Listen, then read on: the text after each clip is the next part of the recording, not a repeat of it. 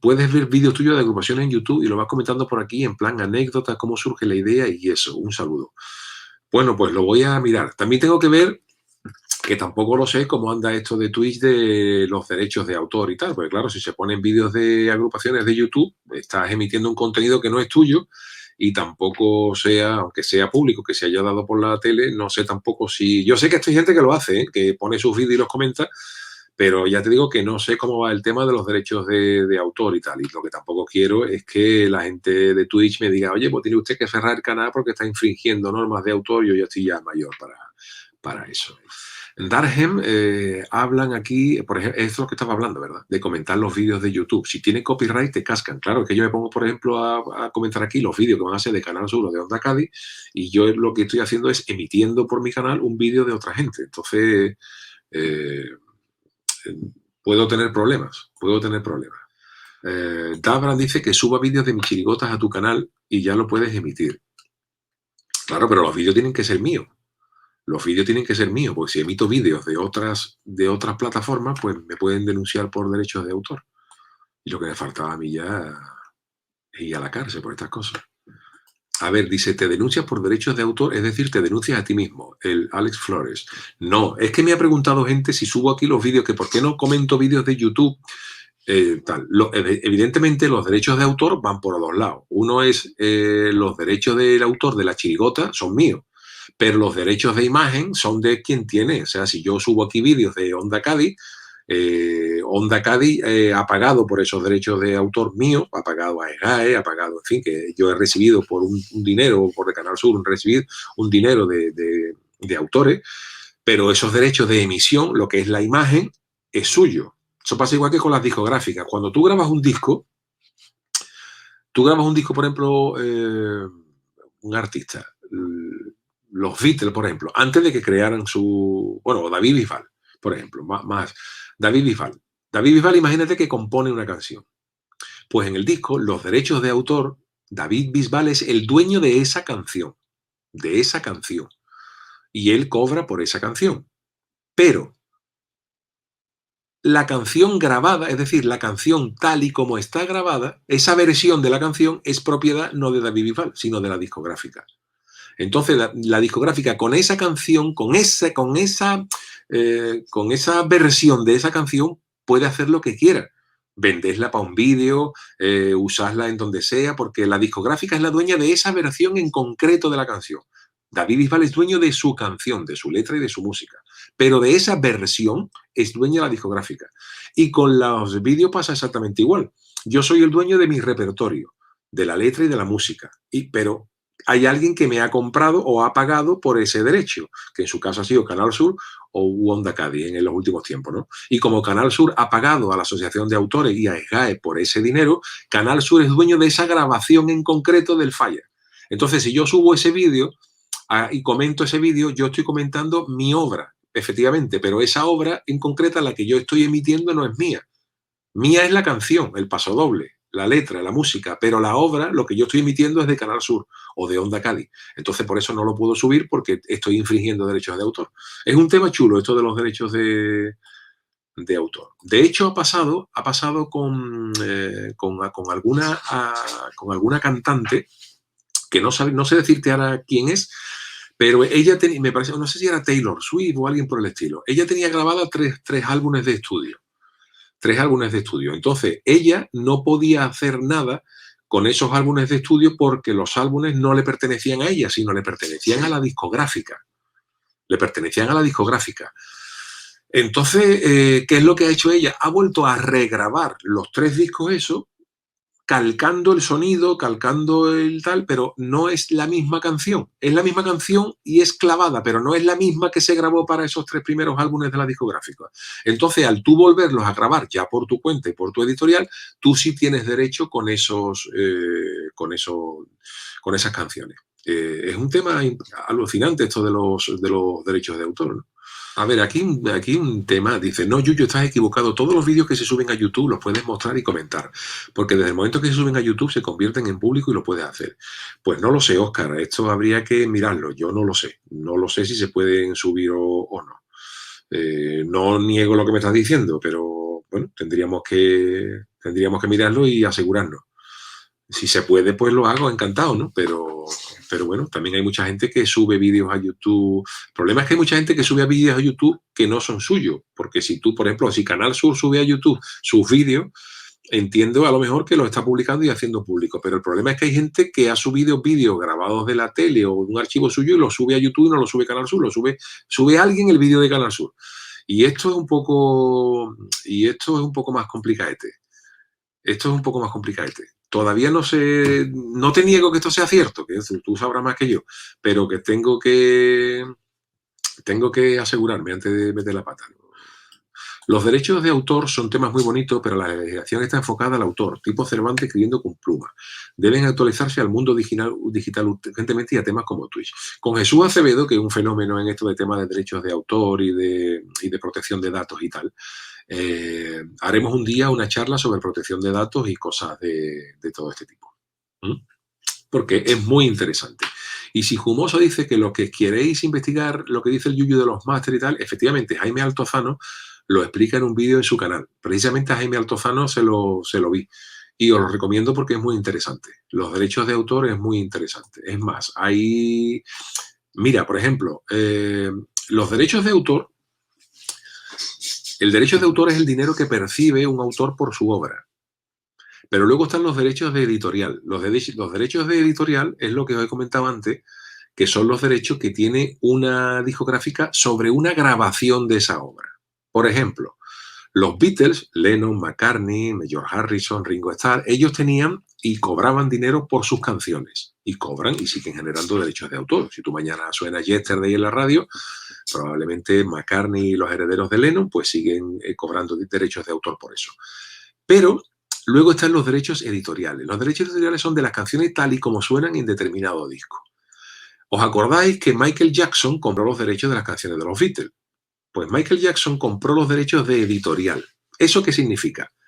Que Paul McCartney y John Lennon siguen siendo dueños de sus canciones. Pero Michael Jackson tenía los derechos de las canciones tal y como sonaron en esos discos. De tal manera que Michael Jackson, al ser dueño de esos derechos editoriales, podía sacar un disco nuevo de los Beatles. Un disco nuevo, con esas grabaciones.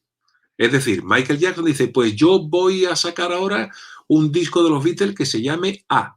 Y ahora van a ir todas las canciones de los Beatles que empiecen por la A. A Hard Day's Night, A Day in the Life, todas las canciones que empiecen por A. ¿Y por qué lo hago? Porque lo digo yo, porque soy el dueño de los derechos editoriales. Y Paul McCartney y John Lennon no se pueden negar a eso, porque él ha comprado los derechos, digamos, de edición de esas grabaciones tal y como sonaron en esos discos. Luego Paul McCartney puede hacer las versiones que quiera de los Beatles, porque es su obra. Pero tal y como sonaron en esas grabaciones, el dueño de editorial era Michael Jackson. Y Michael Jackson se gastó una verdadera fortuna en comprar los derechos editoriales de los Beatles. Y con esos derechos editoriales puedes hacer lo que quieras, tal y como suena esa canción. Venderla para que suene en un anuncio, aunque los Beatles prohibieron que sus canciones sonaran en los anuncios. Ya eso habría que mirarlo más atentamente. Pero tú puedes hacer lo que quieras con otros autores. Si tú eres el dueño de una grabación, o esa grabación la cedes para un anuncio, la cedes para una obra de teatro, la cedes para un vídeo promocional. Es tu derecho, digamos, editorial, discográfico. Es muy interesante. Muy interesante. Jesús JMN, ¿no pondrías tu repertorio de chirigota en Apple Music o Spotify? ¿Eso cómo va? Pues esto va un poco en relación a lo que os he estado contando.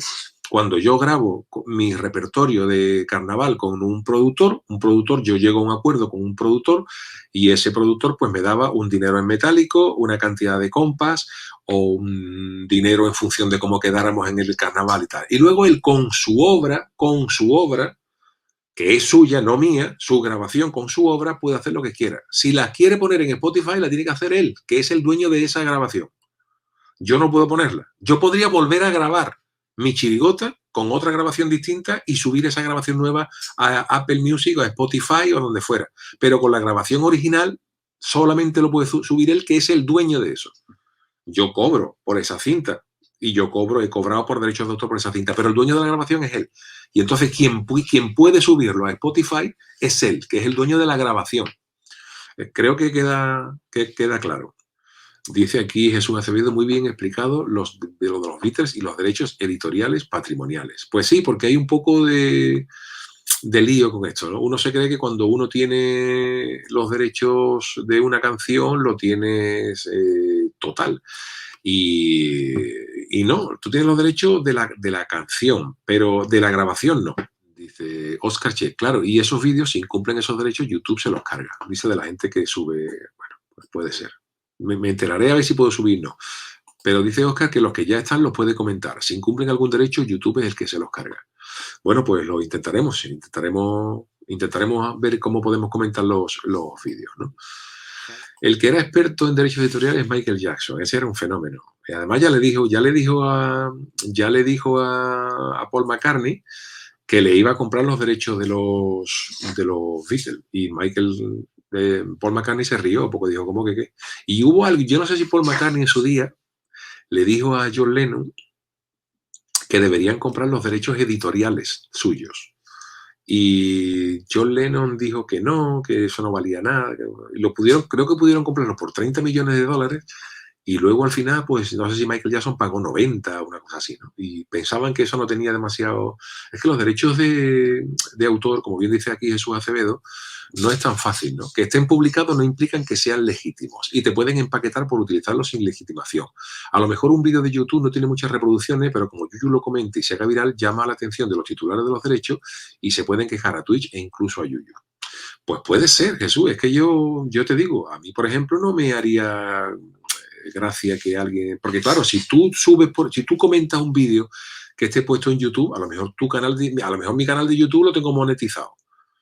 Y entonces, si yo comento un vídeo de alguien, aunque esté subido a YouTube, pero estoy ganando dinero a costa de ese vídeo, no lo tengo yo tan claro. Tendría que ver si eso se puede hacer o no. Que se haga no quiere decir que esté bien hecho. Yo sé que hay gente que sube vídeos y comenta vídeos suyos.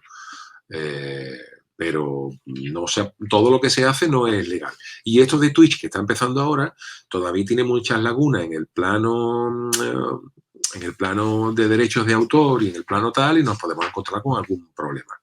Y yo no quiero tener ningún tipo de problemas.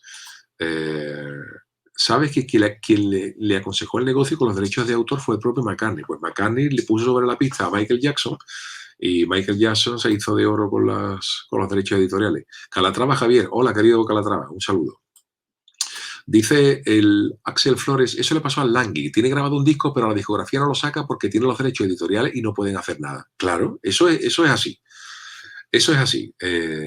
Tú grabas un disco y la editorial te paga a ti por un derecho de autor, pero luego la editorial, como es dueña de la obra grabada, se reserva el derecho de grabarlo, de editarlo y sacarlo a la calle o no. El Langui, por ejemplo, podría ser, salvo que esté reflejado en contrario en contrato, que cada día lo están haciendo más, es que tú puedas volver a grabar esa obra. Normalmente cuando tú estás, ahora en los últimos discos, y en los últimos contratos que se están haciendo, se está incluyendo una cláusula como de no regrabación. Es decir, que si yo, que soy una editorial, te grabo a ti un disco, tú te comprometes a no volver a grabar esa canción por tu cuenta. ¿Por qué? Porque si yo te estoy dando un dinero a ti y yo quiero hacer negocio con esa canción, si tú la vas a volver a grabar fuera de mí, pues vas a ganar dinero y me estás perjudicando a mí, que sí, el que te he pagado. Entonces es normal que yo te impida que vuelvas a regrabarlo. Pero si no hay esa cláusula de regrabación, yo podría volver a grabarlo. Repito el tema de los temas de carnavales. Yo, por ejemplo, grabé con el productor. Si yo ahora mismo, como tengo una obra y soy dueño de mi obra musical y escrita, si yo mañana quiero volver a grabar el disco de Los Rockeros de la Puebla, puedo volver a hacer una nueva grabación y esa nueva grabación, que ya es mía y no del productor, la puedo subir a Spotify. Pero los derechos son complicados. Es un mundo, ¿eh? Es un mundo. Con tantos jaleos de derecho de autor no me aclaro. ¿La tortilla con cebolla o sin cebolla? Yo sin cebolla. Y si es con cebolla, con poquita cebolla. El Juan Di, así como lo he explicado, queda claro. Pues espero que haya quedado claro, ¿no? A ver qué hay, por ejemplo. Ángel. Entonces, por ejemplo, ¿un escritor puede escribir un libro y los derechos para publicarlo y cobrar cada ejemplar o solo es de la editorial? No. Cuando tú escribes un libro, tú suscribes un contrato con la editorial y la editorial es la dueña de esa obra impresa. Y con esa obra impresa, la editorial se reserva el derecho de hacer lo que quiera, pactado en contrato contigo. La editorial puede decirlo que lo voy a imprimir en tapa dura, en tapa blanda, que vamos a sacar una edición especial, que se va a sacar en audiolibro y tal y cual. Y la editorial es la dueña de esa obra editada. Y con eso puede hacer lo que le dé la gana. Por eso te paga a ti un dinero y un porcentaje sobre las ventas. Eh, si tú quieres publicarlo, pues tú no contactes con ninguna editorial y lo publicas y te lo autoeditas tú. Entonces ganas tu dinero y entonces tú eres el dueño absoluto de tu obra intelectual y de tu obra física. Pero claro, ¿qué problemas tienen hacerlo tú? Pues una editorial te va a distribuir un libro, te va a dar una promoción. Si tú no llegas a un acuerdo con una editorial y te lo autoproduces tú te tienes que hacer la promoción, tú te tienes que hacer las ventas, la distribución, y por eso, bueno, cada uno tiene su parte de negocios. Cuando un libro está escrito físico, ¿qué te puedo decir? Este libro es una enciclopedia de las motos. Puesto el que lo haya hecho, este libro físico, el dueño es la editorial Lipsa. Y con esto puede hacer lo que le dé la gana. Con los artículos que hayan escrito los autores y todo eso, los habrán podido cobrar, pero el que tiene el derecho de esto es la editorial. Y con esto lo puede volver a editar, lo puede redistribuir. En fin, que es un mundo esto de los derechos de autor. ¿Pueden ser los derechos de autor la legislación más enrevesada del derecho? Winnie Acevedo, Forever. Pues yo no creo que sea tan enrevesado. Yo creo que está claro. Lo que pasa es que hay mucho desconocimiento con el tema, pero yo creo que el tema de los derechos de autor está claro. Ha ido cambiando, ¿no? Porque tú, por ejemplo, antes, cuando tú querías versionar una canción de los Beatles, por ejemplo, hace años creo que había que pedir permiso a los autores para versionar esa canción. Pero claro, resultaba ilógico que si, por ejemplo, los Manolos quieren cantar el All My Loving, que ahora un grupo de Barcelona, un grupito de colegas, se dirija a Paul McCartney para que Paul McCartney le autorice a hacer la canción del All My Loving, una versión.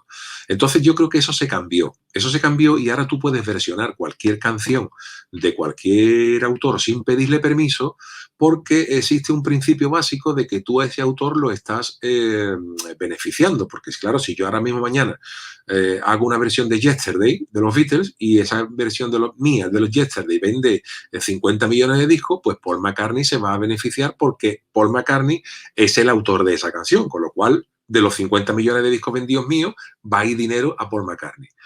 ¿Cuál es el problema? Que hay canciones que a lo mejor no se pueden usar por derechos morales. Imaginaros que yo soy, por ejemplo, comunista convencido y soy el autor de una canción. Por ejemplo, imaginaros que vive Alberti y Alberti tiene la canción, el poema Se equivocó la paloma, se equivocaba. Y ahora resulta que, por ejemplo, el partido político Vox usa esa canción de Alberti para sus mítines electorales. Y tú, como autor, dices, yo no quiero que este partido político, le ha pasado también a gente con Donald Trump, yo no quiero que este partido político use esta canción porque va en contra de mis ideologías y de mis principios morales. Y me siento ofendido si este partido usa mi canción. O viceversa, si eres alguien de derechas y Podemos coge una canción tuya y tú dices, yo no quiero que Podemos use esta canción mía porque me niego. Entonces hay un derecho, entiendo, un derecho moral de desistimiento que tú puedes decir, no, yo prohíbo expresamente, aunque me beneficie económicamente, pero moralmente no quiero. Moralmente no quiero que se use mi obra para esto. O que se use mi obra, por ejemplo, para un anuncio de una ONG con la que yo no estoy de acuerdo. En fin, que hay muchas cosas y tú puedes moralmente negarte a que tu creación esté ahí. Pero claro, si por ejemplo, tú imagínate lo que volvíamos antes, Alberti, por ejemplo, se podría negar a que un poema suyo se utilizara para Vox. Pero a lo mejor si lo que está usándose para ese meeting de Vox es una grabación de Serrat, por ejemplo, con la música de Alberti, o sea, con la letra de Alberti, a lo mejor ya el derecho lo podía tener Alberti, pero ya estamos hablando del derecho editorial, de la grabación en concreto, y ya entraría también los derechos de la editorial. En fin, esto es un poco farragoso, pero bueno, hay mucho donde hablar. Con Jesús Acevedo lo podemos hablar un día. Dice 40 man, pienso que habrá grabaciones de tus chirigotas que haya grabado gente en la calle o escenario. Sería simpático que hiciera un llamamiento para que la gente suba a YouTube esos vídeos o que te los hagan llevar para subirlos tú. Sí, seguramente habrá muchas cosas. Podemos intentar hacer alguna cosa, ¿no?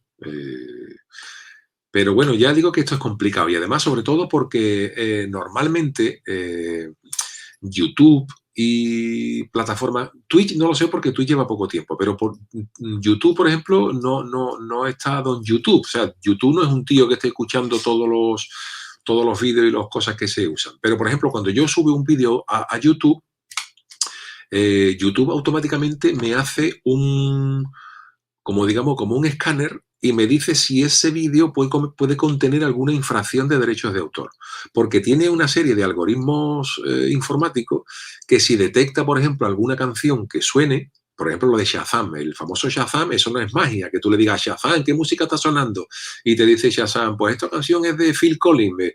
No, eso no es magia, esos son algoritmos matemáticos.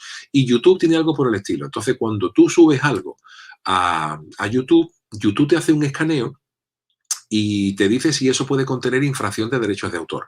Y aunque sea una cosa mía, aunque yo suba una canción mía, de una chirigota mía, YouTube no sabe que esa canción es mía.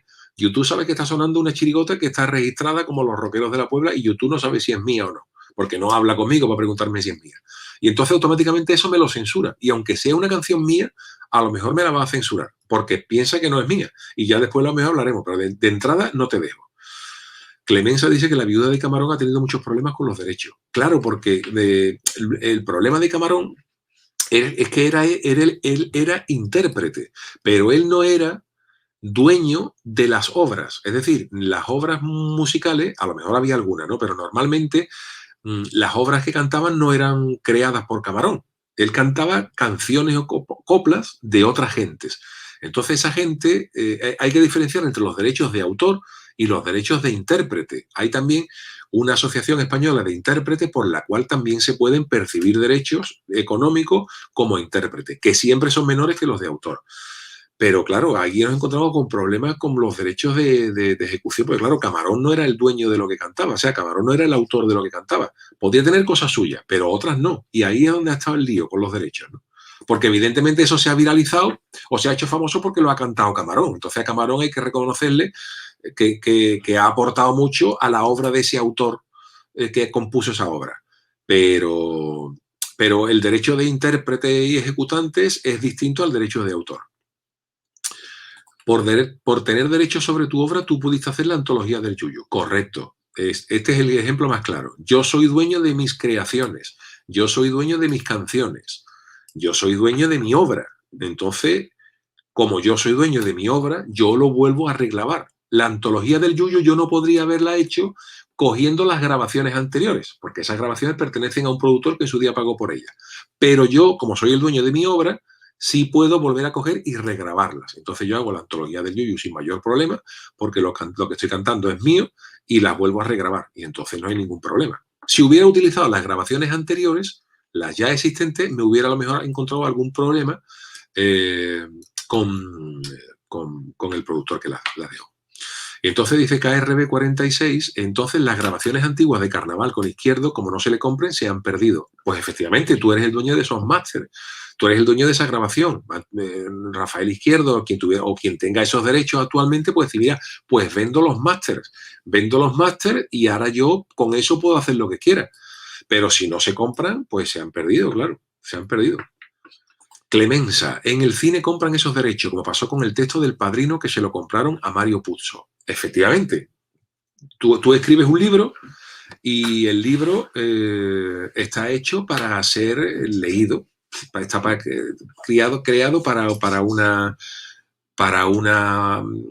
cosa en concreto. Yo escribo un libro y me lo edita una editorial y esa editorial me compra los derechos de mi libro para editarlo físicamente como libro, pero la obra sigue siendo mía. Ahora resulta después que una productora de Hollywood quiere ese libro para hacer una película. Pues ese derecho no es de la editorial, ese derecho es mío. Entonces la productora de Hollywood tiene que hablar conmigo, que soy el autor, no con la editorial, porque es otro tema distinto. Y entonces yo soy como autor quien autoriza o negocia el texto del Padrino para que se convierta en película. Y entonces, esto es así, ¿no? Es un tema muy bonito y muy apasionante, el tema este de los derechos de autor. Eh, el porcentaje de los derechos de las ventas de los libros, música y juegos son los llamados royalties. ¿Es la parte proporcional que cobran los artistas? Correcto. Mira, por ejemplo, lo normal en el mundo de los libros, lo normal, luego hay excepciones, es que cuando tú editas un libro, el libro, imaginaros que se pone a la venta en 10 euros, ¿no? Precio estándar. Normalmente de estos 10 euros, la editorial se queda con el 90% de las ventas y al autor le llega un 10%. Es decir, que de un libro que se venda en 10 euros, lo normal es que la editorial se quede con 9 y a ti te llegue 1. O sea, si tú vendes 1000 libros, si se venden 1000 libros a 10 euros, pues tú cogerás 1000 euros y la editorial cobrará 9000. ¿Por qué esto? Porque, bueno, la editorial es la que arriesga. Tú no arriesgas nada. La editorial es la que pone el dinero, la editorial es la que distribuye, la editorial es la que hace campaña y hace publicidad, y la editorial es la que arriesga a poner el dinero. Pasa igual que con los discos, ¿no? Cuando yo grabo un disco de un cantante, yo que soy la discográfica, arriesgo poniendo ese dinero para sacarlo a la venta. El cantante arriesga poco. Si se vende, se vende, y si no se vende, no se vende. Pero yo como editorial sí arriesgo, y si yo me gasto un dinero en grabar o en editar un libro y luego no se vende, pierdo yo dinero. De ahí a que la editorial gane más dinero que tú. Estos son en normas generales. Otra cosa que yo, por ejemplo, sea una persona famosa, como por ejemplo puede ser Antonio Gala, que ya el mero hecho de sacar un libro como Antonio Gala, ya eso te va a generar unos beneficios. Entonces, a lo mejor Antonio Gala no se lleva el 10%, a lo mejor se lleva el 25%, más un dinero que a lo mejor Antonio Gala es un hablar, ¿no? A lo mejor Antonio Gala dice, pues yo por sacar un libro, pues quiero 200.000 euros de entrada y luego el 25% de las ventas. Y la editorial se lo concede porque lo sabe que lo va a vender. Y con los artistas igual, no es igual sacar un disco de David Bisbal o de los Rolling Stones, que sabe que van a vender muchísimos discos, a de un cantante nuevo.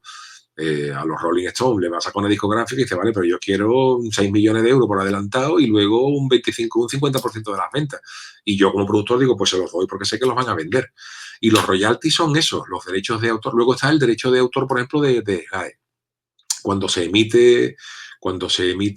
saca un disco, por ejemplo, cada disco, hay que pagar una parte por cada disco editado. Eso lo paga quien fabrica el disco, quien edita el productor del disco. Si yo hago 1000 discos de mi chirigota, el que produce el disco tiene que pagarle 0,40 céntimos a SGAE por derechos de autor. Y eso SGAE luego me lo repercute a mí. Derechos de emisión en televisión, cuando sale Mis Copla en televisión, las televisiones tienen que pagar un canon por poner esa y luego lo pagan, y yo como socio de SGAE percibo lo que se ha recaudado por mi obra. Ángel, que eso le pasó a Macaco. Los de Vox usaron una canción suya y el cantante reclamó. Claro, tú tienes todo el derecho del mundo a reclamar. A Donald Trump también ha habido gente que ha dicho que no quería que se usaran sus canciones en eso, ¿no? José Manuel Soto sonando en la campaña de Podemos. Pues seguramente José Manuel Soto diría, pues yo no quiero que suene esto de lo de Podemos. O a lo mejor Podemos no quiere que suene José Manuel Soto. No creo que puedan acogerlo. Pero por aquí van las cosas, ¿no? Señor Babucha, que también hago directos mono de tinta. Bueno, pues apuntároslo aquí. @mono de tinta, y a veces te silencian ciertas canciones por los derechos de autor. Pues sí, los derechos de autor, fijaros lo complicado que son los derechos de autor y cómo censuran las redes sociales los temas de autor, que sabéis que de un tiempo a esta parte en Estados Unidos, por desgracia, pues vienen ocurriendo episodios racistas con la policía, que han sido denunciados por personas, que incluso han muerto algunas personas por ataques de la policía y tal. Y lo normal es que haya personas que durante estos momentos y estas situaciones cogen el móvil y graban con el vídeo a los policías que están haciendo eso y tal.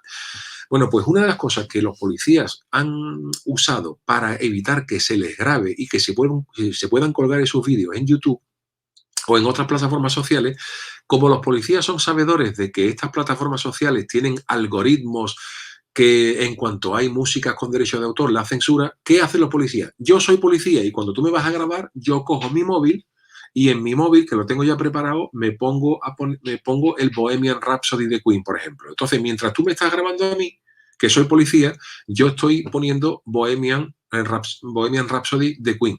Y cuando el señor que me ha grabado el vídeo a mi policía lo sube a YouTube, YouTube censura ese vídeo porque se escucha el Bohemian Rhapsody de Queen. Y entonces no se puede escuchar la conversación con el policía. Fijaros dónde está llegando este tema, ¿no? Los policías están ya poniendo canciones con derechos de autor para que los algoritmos de las redes sociales silencien esas grabaciones. Este es la de curioso, pero es que esto es así. Y además, estos algoritmos no entienden de barco. Dabran 20, ¿cómo ha empezado esto? Como una entrevista al Lobe y ha acabado como una ponencia de derechos de autor, para que veáis cómo las cosas que tiene esto, ¿no? Y además hay gente enganchada, ¿eh? Hay gente enganchada, estoy viendo. Otro asunto interesante son los derechos de autor en las fotografías. Hay fotos icónicas donde el fotógrafo no ha cobrado ni un duro. Bueno, en fotografía es que los mangazos son todavía más grandes, ¿no? Y de derechos de autor en la fotografía, fijaros, por ejemplo, hay monumentos y sitios que tienen prohibidos que se les hagan fotos. Uno, por ejemplo, es el famoso Atomium de Bruselas, la escultura esa de Bruselas que representa un átomo, es decir, allí abajo de la escultura, yo he hecho fotos al Atomium, allí abajo no hay un señor que te diga que no le puedes hacer fotos al Atomium, lo que no puedes es publicarlas, tú no puedes publicar ninguna foto del Atomium de Bruselas, y mucho menos si es con derechos comerciales, porque son edificios protegidos y registrados. Y hay otros más. Si buscáis en YouTube edificios protegidos por derechos de autor, os vais a encontrar con un montón de edificios públicos que, a pesar de estar en la calle, no se pueden publicar fotografías suyas porque son privadas, vamos, porque están registrados sus derechos de autores. Y os vais a quedar sorprendido con eso. El Axel Flores dice, por ejemplo, que la Torre Eiffel de noche no puedes publicar la foto que les hagas, por ejemplo, de noche, porque tienen registrados los juegos de luces y toda esta historia, no se puede. Una cosa es que tú lo hagas a nivel particular, que si tú has estado en París y pones una foto de la Torre Eiffel con luces y la publicas en tu Facebook, pues a lo mejor no hay problema, pero si la intentas comercializar con un banco de fotos o algo, te vas a encontrar problemas y te van a decir que no. Ángel me dice que el Empire State Building está protegido por copyright y no se puede fotografiar el edificio. Es que es curioso toda esta historia de los derechos de autor.